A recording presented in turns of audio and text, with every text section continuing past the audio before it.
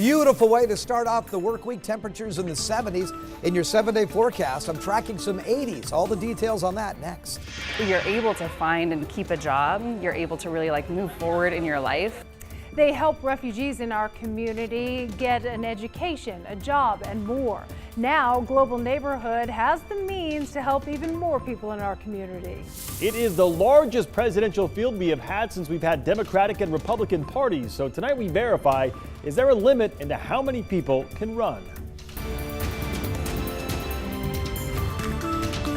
Good evening and thank you for joining us. I'm Mark Hanrahan. Hi everyone, I'm Jane McCarthy. He was arrested at the courthouse and accused of crimes within those same walls. Today, the Asotin County judge accused of rape, assault, and other crimes pleaded not guilty in Spokane County Court. According to court documents, Superior Court Judge Scott Galena committed the crimes at the Asotin County Courthouse. KREM 2's Amanda Rowley shares the stories of the women who talked to investigators.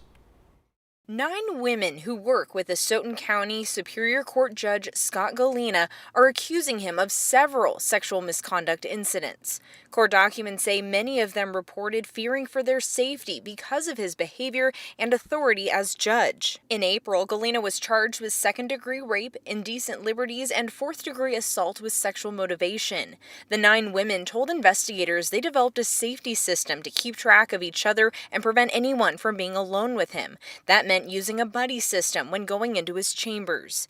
One victim described to detectives several alleged incidents with Galena. Docs say when she was called into the judge's chambers, Mr. Galena always ensures the door is locked. She said his actions progressed to an incident in his chambers where he unzipped her dress and touched her inappropriately. She told detectives the incidents were brief and often happened when there was a courtroom break. The victim said at times when these incidents were happening, she could see officers through the window but was too afraid to alert them to what was happening. Court docs say when she tried to talk to the judge about his actions, he stated he could not help it because he liked beautiful women. Another witness shared with investigators a letter she gave to the judge that said his actions are unwelcome and that he must cease and desist from his inappropriate actions. In a text, he responded saying he agreed with her even though he didn't want to. Galena appeared in Spokane County Court today where he pleaded not guilty to the rape and assault charges. He's taking administrative leave while his case proceeds, and an order signed by the Chief Justice of the Washington Supreme Court says he is off work until further notice. Amanda Rowley, KREM 2 News. In other news, a group of more than 100 sex offenders is asking an Idaho court to revive their registry lawsuit against the state. They claim their constitutional rights were denied when they were forced to register as sex offenders for life. On Sunday, a U.S. District Court judge dismissed the group called John Doe's 1 through 134. They dismissed their claims, saying previous court cases found sex offender laws are legal.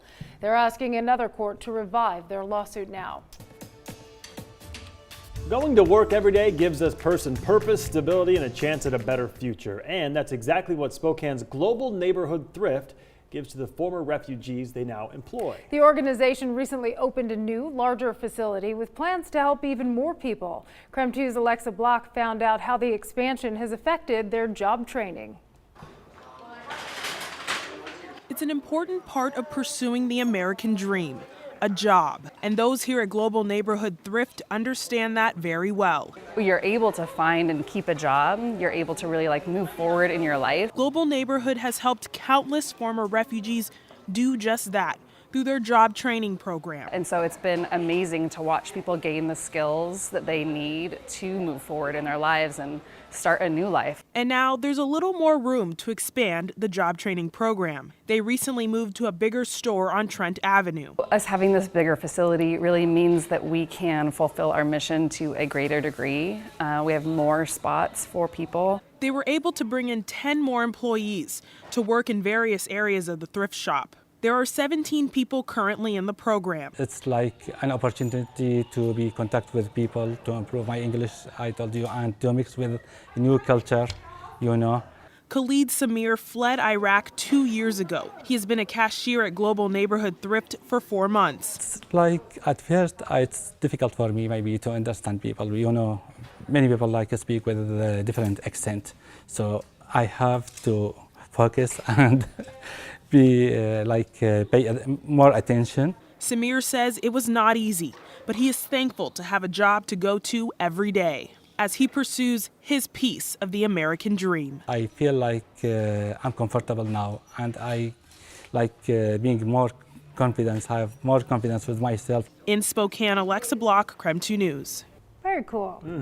All right, turning to weather, Spokane has not hit 80 degrees in 8 months. My goodness. It's about to change. Tom Sherry in the Weather Center tracking all that, Tom. Yeah, it looks like we might hit 80s by the time the weekend rolls around. Gosh, look at this, 73. And to put that in perspective, that's about 9 degrees above average. Our average high this time of year about 64 degrees. So my goodness, we've got some clouds out there, winds out of the west at 9 miles per hour over the next 12 hours. We'll look for increasing clouds. Could actually even see an isolated shower pass over the area while we're sleeping. That would happen between maybe 2 a.m. and 4 a.m. And then we'll be back to partly cloudy to mostly sunny skies just in time for your Tuesday. Look for a daytime high of 76 degrees on Tuesday. Again, do I need to remind you the average high is 64? And of course, we always look ahead to the weekend.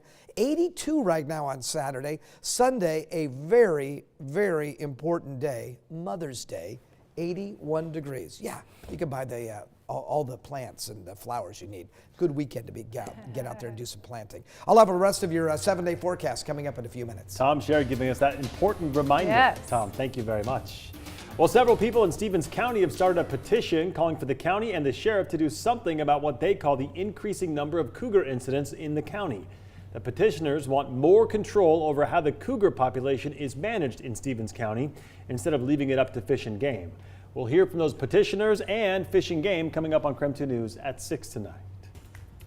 Leading up to the 2020 election, there is a lot of information online, some true, some false. So that's where our Verify team comes in to track down the answers. One viewer asked the Verify team, is there a limit on how many candidates a party can have seeking the presidential nomination? To get the answers, our Verify team spoke with Jason Husser, an associate professor and director of the Elon poll, and talked to a political and international affairs professor at Wake Forest University. They said no, there isn't a legal cap on the number of candidates who can run for a party's nomination. We then checked with the Federal Election Commission. As of last week, over 700 candidates have filed paperwork for presidential campaigns. Anyone who raises or spends more than $5,000 in contributions or spends that much on their campaign is required to register. So we verified no, there is no legal cap on the number of candidates who can compete for a party's nomination. But the parties can set rules for how many candidates can appear in debates as part of the nomination process. For the Democratic Party, they maxed debates at 20. I think a lot of people are better parents when they have the things that they need. And if you don't have those bare necessities that a lot of people take for granted, then you're going to be on edge. You're not going to be the best mom you can be.